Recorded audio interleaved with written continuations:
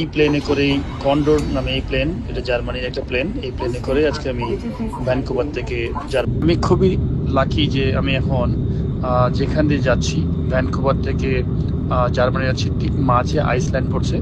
এই আইসল্যান্ডের আজকে দিন এবং রাতের যদি গল্পটা বলি, আপনার শুনলে একটু অবাক হবেন, অনেকেই যারা হয়তো জানেন না। আজকে সূর্য ডোবার সময় হচ্ছে ঠিক 12টা 1 মিনিট, তার মানে রাত রাত 12টা 1 মিনিটে সূর্য ডুববে আইসল্যান্ডে এবং সূর্য উঠবে 2টা 56 মিনিটে। 3 ঘন্টার মাত্র শুধুমাত্র রাত, বাদ বাকি 21 ঘন্টা এই আইসল্যান্ডে হচ্ছে দিন থাকবে। সূর্য ডোবা ডোবা অবস্থা সানসেটের দিকে, এবং চমৎকার অসম্ভব সুন্দর একটা বিউটি দেখা যাচ্ছে।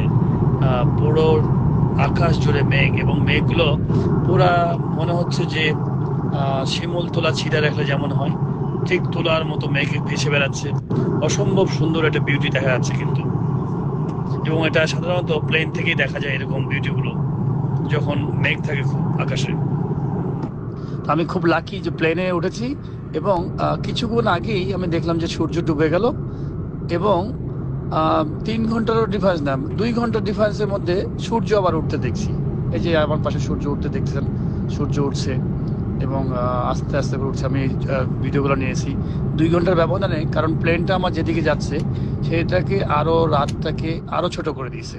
ফলে 2 ঘন্টার ডিফারেন্সে আমি কিন্তু সূর্য ডোবা এবং সূর্য ওঠাটা দেখলাম। খুবই লাকি বলবো এই জন্য যে আসলে এই হয়তো এশিয়ার মানুষ এটা দেখার সৌভাগ্য হয় না, সুযোগ হয় না।